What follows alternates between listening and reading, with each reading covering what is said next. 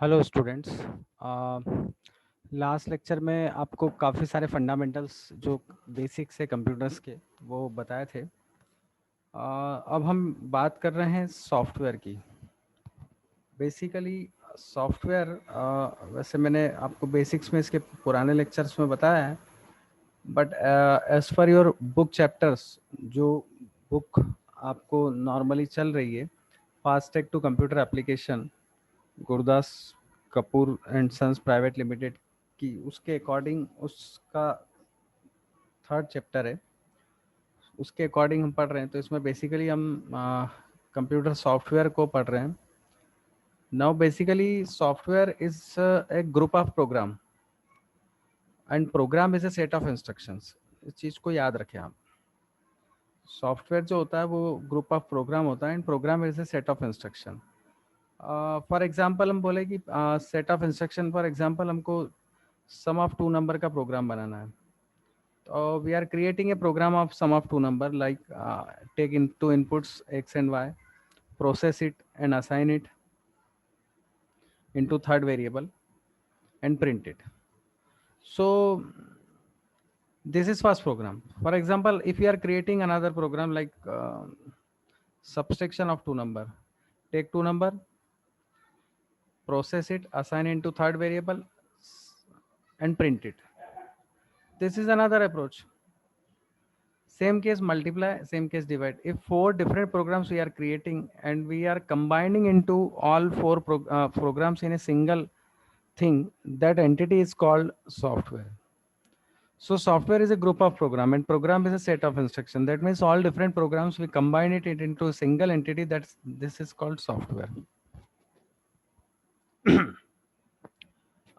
Basically there are two types of softwares are there. One is application software and another one is system software. पहला application software है, दूसरा system software है। अब application software और system software दोनों को हम पढ़ेंगे, but first we start with system software. तो अब इसमें एक इम्पॉर्टेंट चीज़ ये कि system software include all programs or software that are used by computer to manage its internal working. ये इसके अकॉर्डिंग बात करी हमने कि वो सारे प्रोग्राम को मैनेज करता है जो कंप्यूटर को मैनेज करने के लिए ज़रूरी। एक इम्पॉर्टेंट बात बता रहा हूँ, without system software you can not operate any computer और मोबाइल। बहुत इंपॉर्टेंट बात बोली है, that is the most important thing, कि बिना सिस्टम सॉफ्टवेयर के आप कोई भी कंप्यूटर या मोबाइल आप ऑन भी नहीं कर सकते। It is a collection of program design to operate, control and extend the process. अब इसमें इंपॉर्टेंट बात ये कि आप ये देखते हो कि जो प्रोसेस चल रही है उस प्रोसेस के अकॉर्डिंग ही वर्क होता है। System software is can be further subdivided into three main types. System software का एक मेन एग्जांपल होता है that is called operating system, और वही एक टाइप भी होता है इनको जो सिस्टम सॉफ्टवेयर को डिवाइड करा, operating system, language processor and system utilities. These are the three things which is the type of system software. पहला उसने बताया operating system. Operating system basically system software का एग्जांपल है, और ये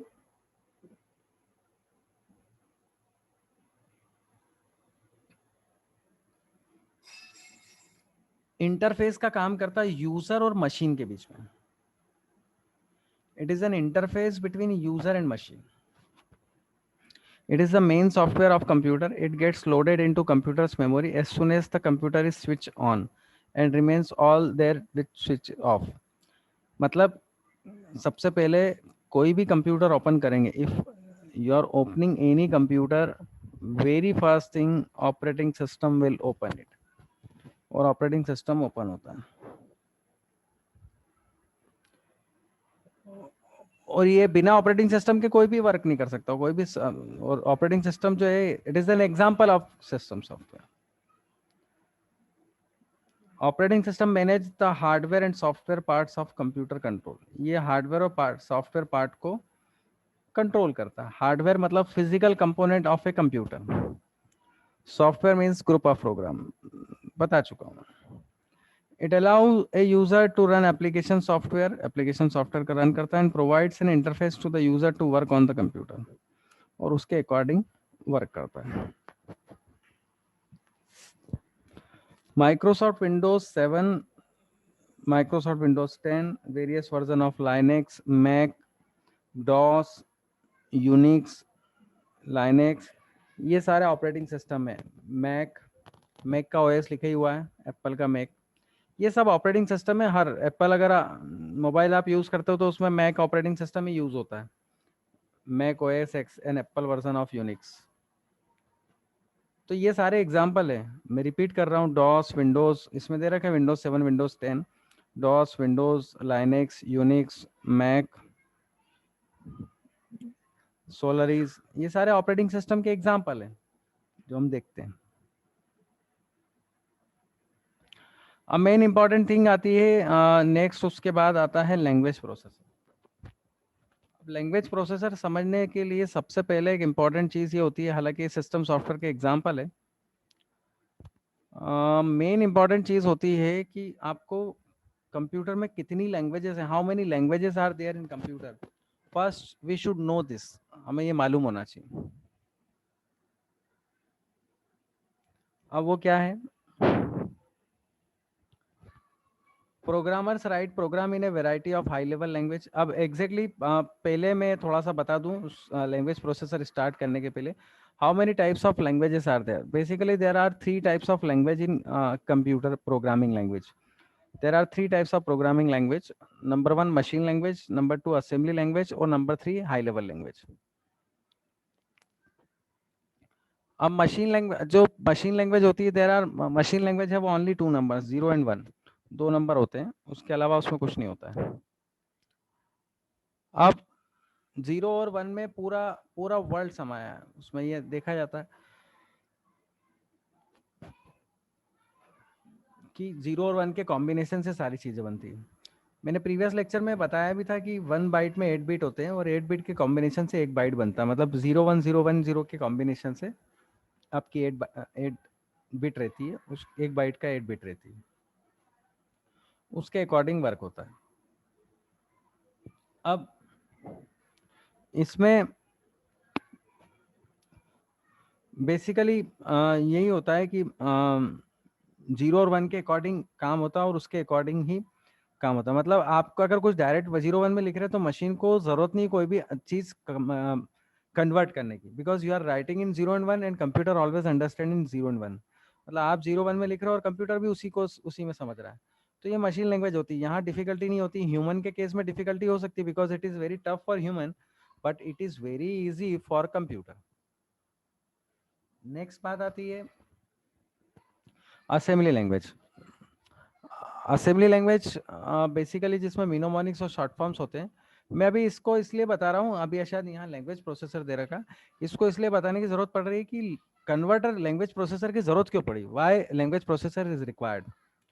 तो वो इसलिए पड़ी कि आप कोई भी चीज लिखते हैं तो कंप्यूटर बाइनरी में ही समझता है। Computer always understand in the form of binary. तो असेंबली लैंग्वेज में आपने कुछ लिखा, कुछ शॉर्ट फॉर्म में जैसे लिखा एड एक्स टू वाई। अब ADD कीवर्ड आपने यूज कर लिया, इसका मतलब आप ने जो लिखा है वो इंग्लिश वर्ड्स में है और शॉर्ट मिनोमोनिक्स हैं, शॉर्ट फॉर्म्स हैं। तो इसका तरीका ये है कि आप लैंग्वेज मतलब लिख रहे हैं, उसको कन्वर्ट करने की जरूरत पड़ रही है, तो यहाँ पर जो कन्वर्जन लगेगा वो लगेगा असेंबलर, जिसको लैंग्वेज प्रोसेसर भी बोला है। असेंबलर एक कन्वर्टर है जो असेंबली लैंग्वेज प्रोग्राम को मशीन लैंग्वेज में कन्वर्ट करेगा। क्यों जरूरत पड़ी कन्वर्टर की? Because computer always understand in the form of zeros and one. Computer zero और वन के फॉर्म में है और इसी फॉर्म में वर्क करता है। तो लैंग्वेज प्रोसेसर यही कहलाता है जो जो एक लैंग्वेज को सेकंड लैंग्वेज में कन्वर्ट करता है। असेंबलर एक कन्वर्टर या लैंग्वेज प्रोसेसर है जो असेंबली लैंग्वेज प्रोग्राम को मशीन लैंग्वेज में कन्वर्ट करता है। यहाँ पर मेंशन नहीं है, यहाँ पर कंपाइलर वगैरह मेंशन है, बट मैं आपको ब्रीफ इसलिए कर रहा हूँ कि एग्जैक्टली क्लियर हो जाए आपको चीज़ें। फिर थर्ड आती है high level language. High level languages काफ़ी सारी है, सी है, सी प्लस प्लस है, जावा है, सबसे ऊपर दे भी रखा है। Programmers right a variety in of high level language like C, C++, Java, Visual Basic. These all are high level languages. अब एक important matter ये computer always understand in the form of zeros and one. So अब हमको एक ऐसे converter की जरूरत पड़ेगी जो सोर्स कोड को मशीन कोड में बदले। सोर्स कोड मतलब जहाँ जिस लेवल पे हमको डेटा मिल रहा है और उसके अकॉर्डिंग हम मशीन लैंग्वेज में कन्वर्ट करें, तो वो कहलाता है source convert to machine converter. अब इसमें यह है कि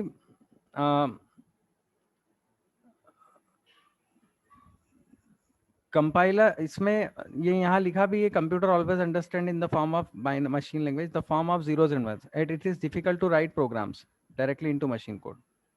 language processor for each high level language also develop the translate the HLL। HLL का मतलब है high level program into machine level program. तो वही बताया language processor. Language processor are that processor और converter which converts from one source language into machine language. इस बात को ध्यान रखें, इस चीज को नोट कर लें, ये लिखा भी है language processor for each high level. यहाँ हाई लेवल लैंग्वेज लिखा, मैंने एक जनरलाइज फॉर्म बोला है क्योंकि मैंने असेंबलर भी समझाया। Language processor are the converter program that converts from one language to machine language या source language to machine language. तो language processor are program that translate and interpret high level translation into machine language. The language processor are further 3 types. अब इसमें language processor 3 बता रखे हैं मैंने, अभी आपको बताया असेंबलर का, आपको बताया कंपाइलर, इंटरप्रेटर और असेंबलर। कंपाइलर, इंटरप्रेटर और असेंबलर 3 तरह की लैंग्वेज होती है। मैं फिर बता रहा हूँ, there are 3 types of languages. Number 1 machine language जिसमें बाइनरी नंबर्स होते हैं। नंबर 2 असेंबली लैंग्वेज और नंबर 3 आपका high level language. High level language और असेंबली लैंग्वेज में कन्वर्टर की जरूरत पड़ती है जिसको हम लैंग्वेज प्रोसेसर भी बोला जाता है। अब लैंग्वेज प्रोसेसर ये यहां से हम देखें तो language processor is further divided into 3 parts, compiler, interpreter and assembler. Compiler में शॉर्ट में बोलूं आपको, मैं 2 मिनट इसमें दे रहा हूं पढ़ने के हिसाब से भी और समझने के हिसाब से भी।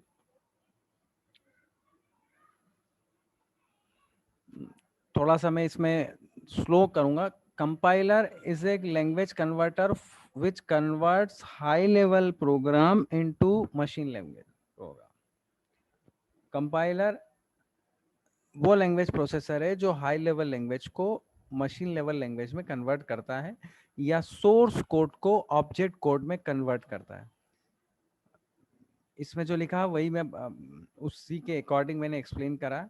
मैं फिर आपको ऊपर के अकॉर्डिंग बता दूं। ए compiler is the language processor that translate the complete high level language program as whole into machine level before execution. The C and C++ compiler are the best example of compiler.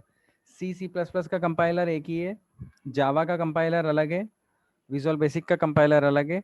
जितनी language है उनके compiler available है, उनकी compiler के according ही language compile होती है। The program translate into machine code is called object code. अब जो कन्वर्ट होता है मशीन कोड में, मतलब सोर्स कोड से मशीन कोड में जो कन्वर्ट होता है वो कन्वर्ट करता है लैंग्वेज प्रोसेसर। वो मशीन कोड को ऑब्जेक्ट कोड भी बोला जाता है। Source code is translated to object code successfully, it is free of error.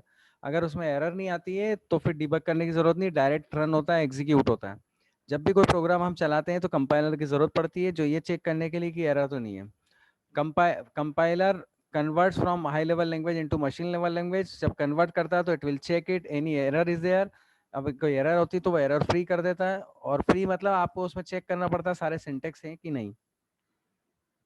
ये दे भी रखा है सोर्स कोड, फिर कंपाइलर और ऑब्जेक्ट कोड। ऑब्जेक्ट कोड मतलब machine code, program converted into machine language is generated on successful compilation. तो ये source code से मशीन लैंग्वेज में कन्वर्ट होता है। अब कंपाइलर क्या करता है, प्रोग्राम को कंपाइल करता है, सोर्स कोड को मशीन कोड में कन्वर्ट करता है। Compiler compile whole statement simultaneously, इस चीज को नोट डाउन कर लेना। Compiler always convert high level language into machine level and whole statement compile simultaneously. ये सारे स्टेटमेंट एक साथ कंपाइल करता है, जिसको बोलते हैं कंपाइलर। नेक्स्ट बात आती है इंटरप्रेटर।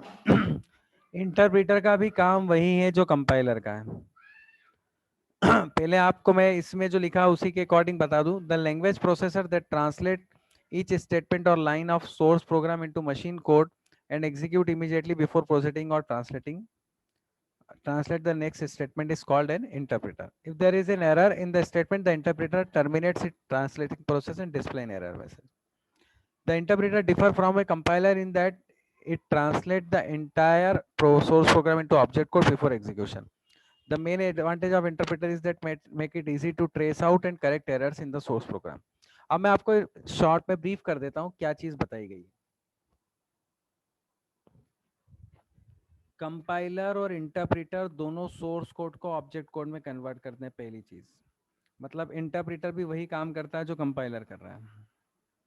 अंतर ये आता है कि इंटरप्रेटर जो काम करता है वो लाइन बाय लाइन करता है और कंपाइलर पूरे होल स्टेटमेंट को एक साथ कंपाइल करता है।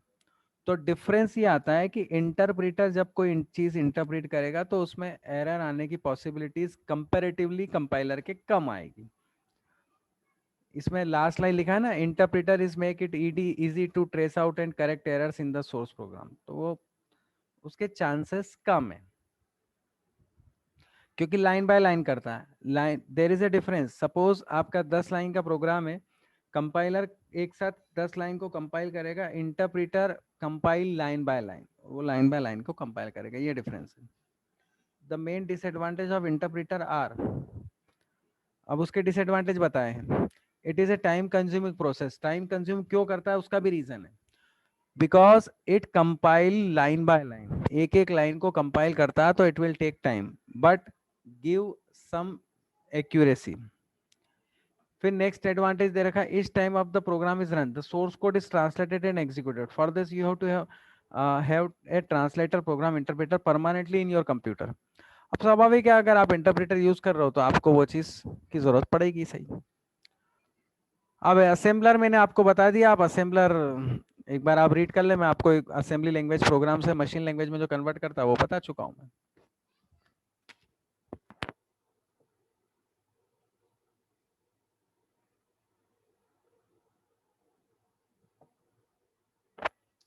असेंबलर क्या करता है, असेंबली लैंग्वेज प्रोग्राम को मशीन लैंग्वेज में कन्वर्ट करता है। ये आप नोट डाउन कर लें। यहाँ पे दिखा भी है, assembler is a type of translator program that is used to translate the programs written in assembly language into machine. अब नेक्स्ट बात आती है डिवाइस ड्राइवर। ये थोड़ी सी चीज अलग है। अभी तक हमने लैंग्वेज प्रोसेसर देखा, types of computers, types of softwares भी देखें। अब डिवाइस ड्राइवर, ड्राइवर बेसिकली एक फाइल होती है जो कंप्यूटर के किसी एप्लीकेशन को, किसी प्रोग्राम को चलाने के लिए, रन करने के लिए ज़रूरी है। बहुत इंपॉर्टेंट बात है।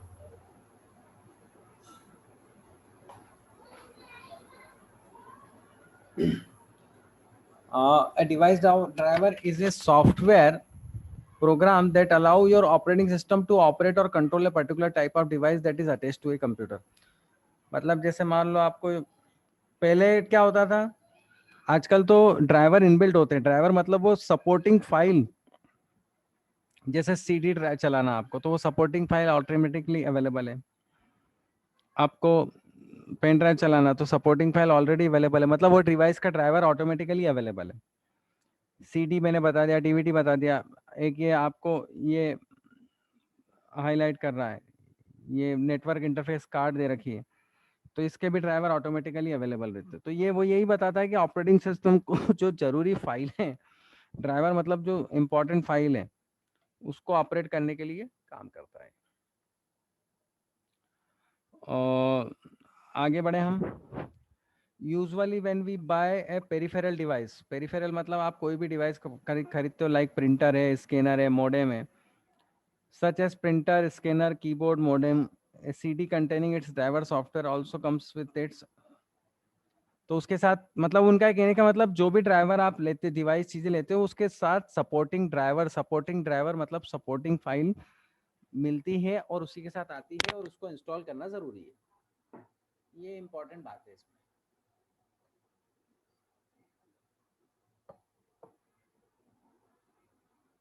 ये लिखा हुआ भी है, ए CD containing its device driver also comes with its। As soon as the install driver software into computer, the operating system detects and identifies the device enable it।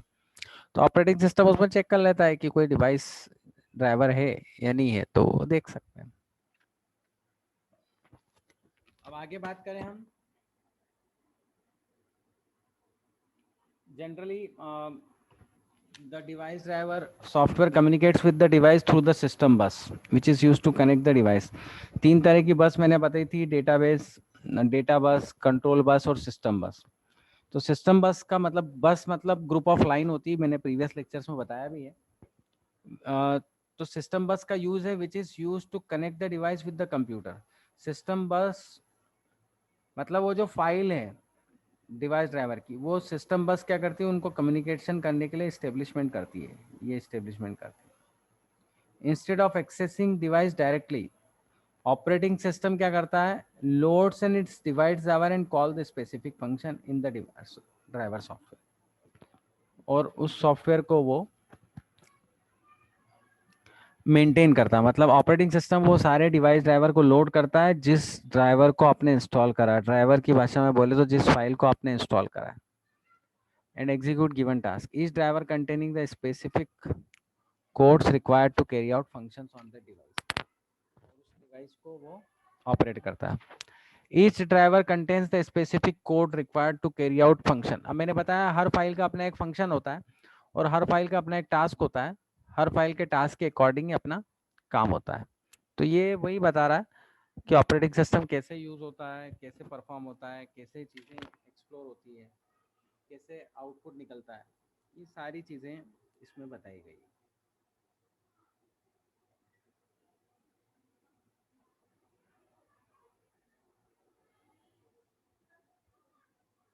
अब लैंग्वेज प्रोसेसर और device driver के बाद अब एक important बात आती है, system utilities. बहुत इम्पॉर्टेंट है ये।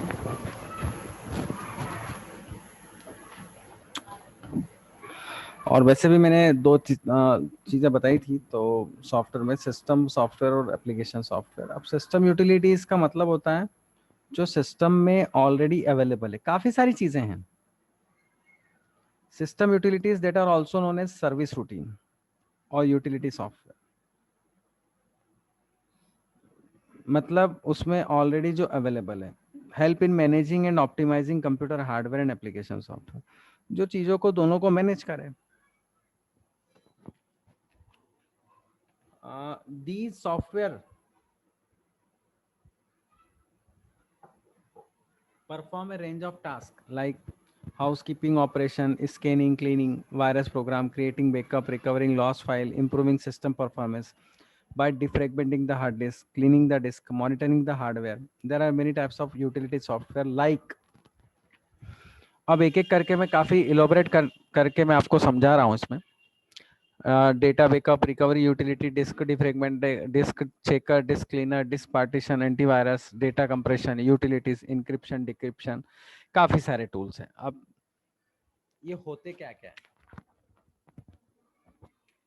अब सिस्टम यूटिलिटीज की हम बात करें तो पहली एक डिस्क डिफ्रेगमेंट होती है। मैं आपको अगर इसमें बताऊं, ये डिस्क डिफ्रेगमेंट, ये रही, ये एक यूटिलिटी है। ये मैं आपको यहाँ पर बता भी रहा हूँ, प्रैक्टिकल करके ही बता रहा हूँ, प्रैक्टिकल चीजें।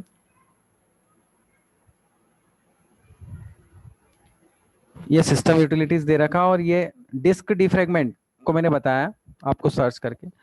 दो डिस्क के मतलब दो पार्टीशन है इसमें, सी और ई, इसको वो फ्रेगमेंट करता है।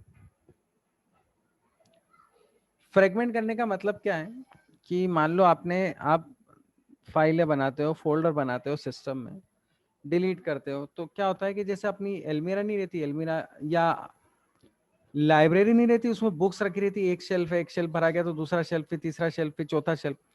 तो कंप्यूटर में भी इंटरनल मेमोरी में क्या होता है, पहले मेमोरी ऑक्यूपाइड है तो फर्स्ट, फिर सेकंड, फिर ऐसे मेमोरी ऑक्यूपाइड होती तो स्पेस ऑक्यूपाइड होती जाती। अब जैसे लाइब्रेरी में भी अपन बीच में से बुक निकालते हैं, तो ऐसे ही सिस्टम से भी हम कई बुक्स, कई फाइल डिलीट करते हैं, तो वो स्पेस खाली हो जाती है, वो ब्लॉक्स खाली हो जाते हैं। अब वो ब्लॉक्स खाली हो जाते हैं तो उसके बाद फिर नई कोई भी फाइल बनती तो वो उसके हाथ में कि वो बीच में लगा या नेक्स्ट जो ब्लॉक बच रहा है उसमें लगा। ये ठीक वैसे मैंने बताया कि आपकी लाइब्रेरी में आपकी बुक्स रखी शेल्फ में, मान लो 5 शेल्फ है, 5 शेल्फ पांचों भरे हैं, तो आपने पहले शेल्फ में से कुछ बुक्स निकाल ली, अब वो आप पढ़ रहे हो, और उसके बाद कुछ नई बुक्स आई, तो नई बुक्स को आप के पास दो ऑप्शन है, या तो जो खाली स्पेस है जहां ऑक्यूपाइड हो रही वहां रखो, या आप नए शेल्फ में रखो। तो फाइल्स के साथ भी यही होता है कि नई लोकेशन पे वो फाइल्स रखे या पुरानी लोकेशन पे रखे, कुछ जगह रख सकता है, लेकिन वो क्लैरिटी नहीं मिल पाती है कि स्पेस कितनी खाली है। तो उसके लिए अब वो क्या करता है, वो जो बीच बीच के ब्लॉक खाली है, डीफ्रेगमेंट क्या करता है, फ्रेगमेंटेशन करता है। फ्रेगमेंटेशन का मीनिंग ये कि अरेंजमेंट करता है एक ही प्लेस पे, एक ही जगह पे, और जैसे जैसे वो बीच बीच की फाइलें एक साथ अरेंज करके, मतलब एक सीक्वेंस मेंटेन करता है। मतलब हम ये बोल सकते हैं कि शेल्फ जो जो खाली है उसमें बुक्स रखते जाओ, तो आपके पास जितनी शेल्फ है वो सब ऑक्यूपाइड हो जाएगी, तो खाली स्पेस आपको बाद में मिल जाएगी। तो वैसे ही इसमें भी क्या होगा, जो जो बीच बीच में स्पेसेस खाली हैं वो स्पेसेस शिफ्ट हो जाएंगे, वो मेमोरी से जो फाइल है वो शिफ्ट होती जाएगी, और आपको जो एम्प्टी स्पेस की लोकेशन है वो एक साथ आपको मिल जाएगी। तो ये कहलाता है डिस्क डिफ्रेगमेंट। मैंने आपको इसको चला के भी बताया है, आप चाहें तो मैं एक बार और आपको बता सकता हूँ, ये एक बार और बता रहा हूँ मैं। डिस्क डिफ्रेगमेंट, डिस्क डिफ्रेगमेंट, ये मैंने लिया ऑप्टिमाइज, ये ऑप्टिमाइज हो रही है, डिफ्रेगमेंट हो रही है, शेप भी दे रखा है। और आप इसमें ये भी बता सकते हो कि आपको वीकली करना है, मंथ वाइज करना है, तो वो भी कर सकते हो। जैसे एनालाइज, ये एनालाइज कर रहा है डिफ्रेगमेंट।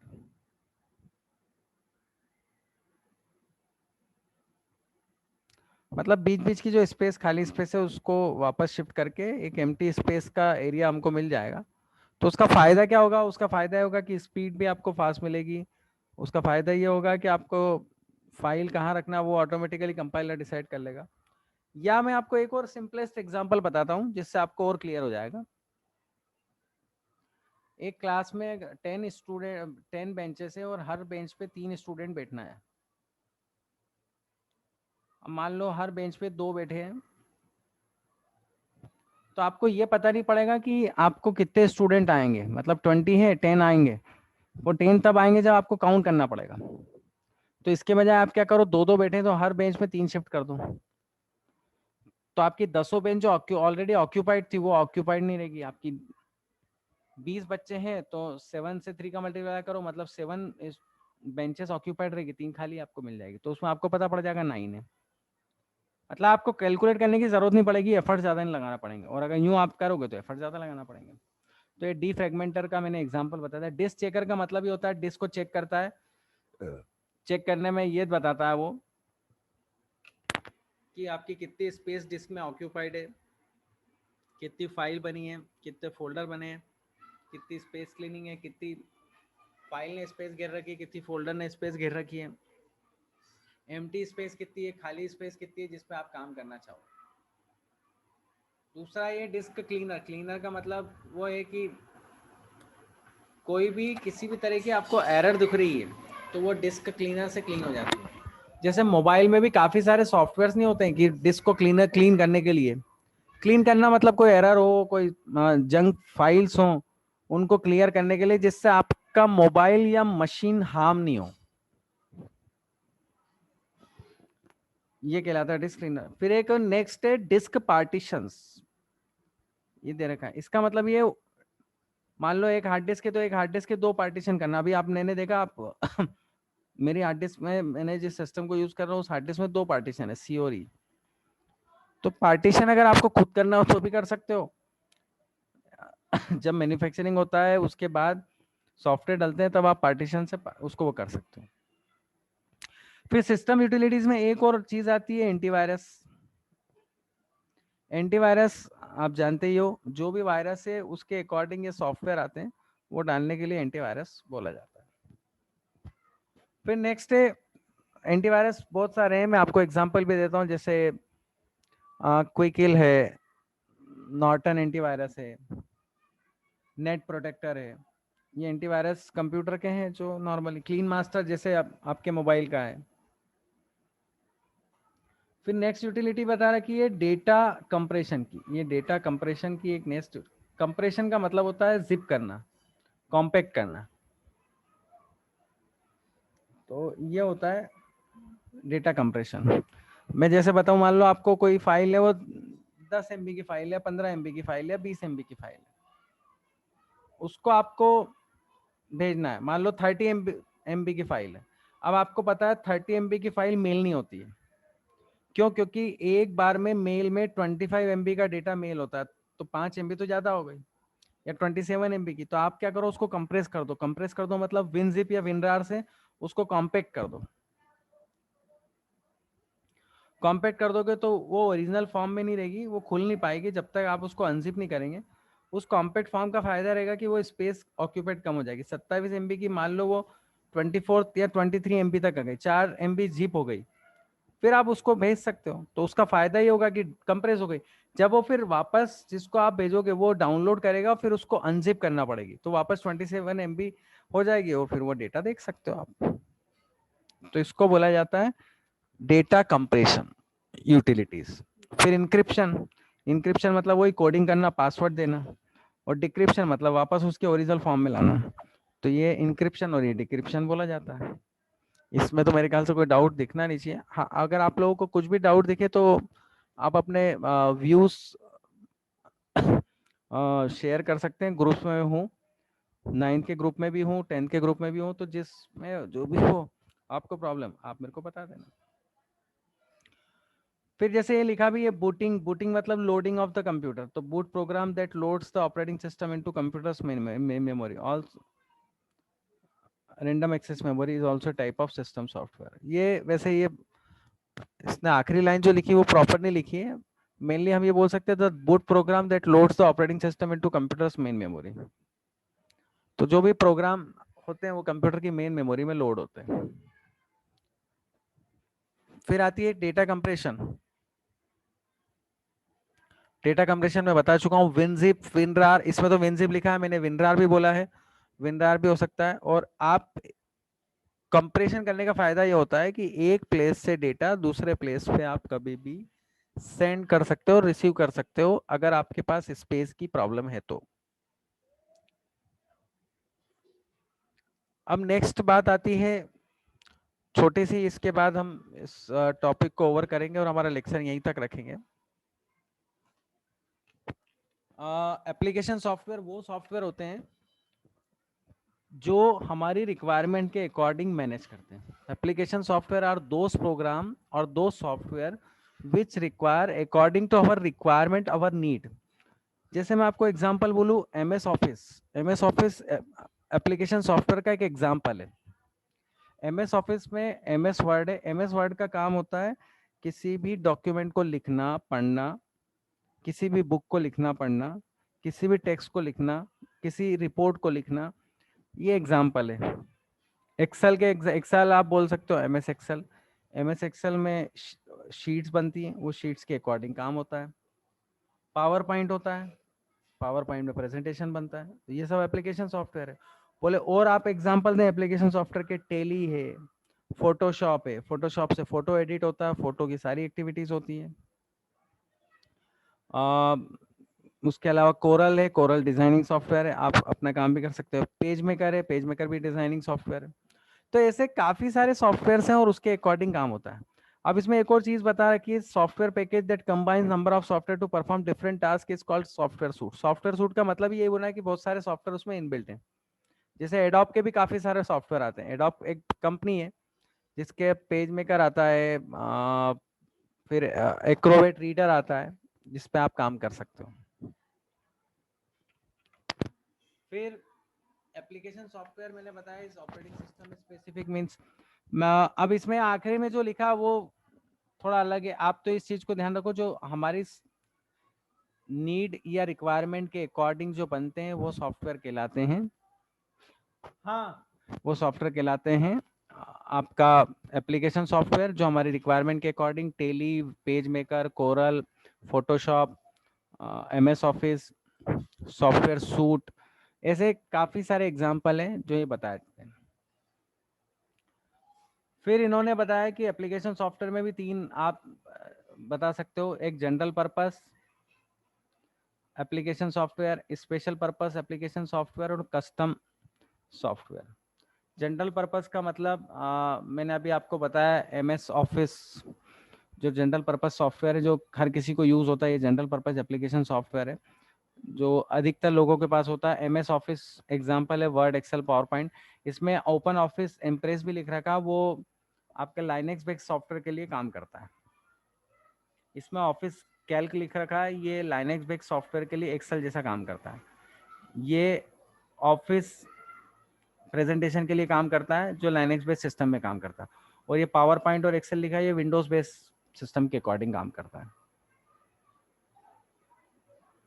और भी एग्जांपल दे रखे, ये एनिमेशन सॉफ्टवेयर, ये जनरल पर्पस सॉफ्टवेयर के यहाँ एंडिंग मैंने सारे एग्जांपल भी आपको बताया और यहाँ लिखा हुआ भी है। तो इसमें जैसे डेटाबेस सॉफ्टवेयर लिखा, MS Access Windows based software है। ओपन ऑफिस बेस्ड लिखा है, ये ओपन ऑफिस बेस्ड लिखा है, मतलब ये लाइनेक्स बेस्ड सॉफ्टवेयर है। फिर मल्टीमीडिया सॉफ्टवेयर जैसे रियल प्लेयर, रियल प्लेयर से आप सॉन्ग्स, ऑडियो सॉन्ग सुन सकते हो, वीडियो सॉन्ग भी सुन सकते हो। विंडोज मीडिया प्लेयर से भी आप ऑडियो वीडियो दोनों कर सकते हो।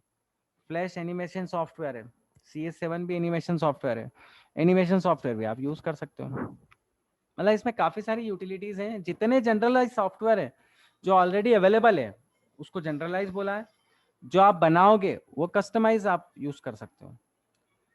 तो इसमें इतना ही रख रहा हूं मैं। इसमें आपको अगर कोई डिफिकल्टी लगती हो जनरलाइज सॉफ्टवेयर में, आपको फिर बता चुका हूँ MS ऑफिस है, DBMS है, मल्टीमीडिया सॉफ्टवेयर है, एनिमेशन सॉफ्टवेयर है, फोटो एडिटिंग सॉफ्टवेयर है, जैसे फोटोशॉप मैंने आपको बताया ही। तो ऐसे काफ़ी सारे एग्जाम्पल हैं जिसमें आप काम कर सकते हो। और आपको अब इसमें कोई भी डाउट लगे तो आप मेरे से पूछ सकते हो। काफ़ी सारी चीज़ें मैंने एक्सप्लेन प्रीवियस उसमें भी करी है और अब नए उसमें भी करी है। और ये काफ़ी सारी इम्पोर्टेंट चीज़ें हैं जो आपको आगे भी काम आएगी। आगे हम इसमें स्पेशलाइज सॉफ्टवेयर देखेंगे, specialize custom mobile app, different app store, ये सारी चीज़ें हम नेक्स्ट लेक्चर में देखेंगे। स्पेशल पर्पस एप्लीकेशन सॉफ्टवेयर के अकॉर्डिंग हम उसमें बात करेंगे अगले लेक्चर्स में। अभी जितना मैंने बताया उसमें अगर आपको कोई भी डिफ़िकल्टी लगती हो तो आप चैनल के माध्यम से भी आप अपने कमेंट में लिख सकते हैं। और if you find any other difficulty you can write in groups. So thank you। और मैंने डाउट के लिए आपको बता ही दिया, और कोई डाउट हो तो आप वो कर सकते हो।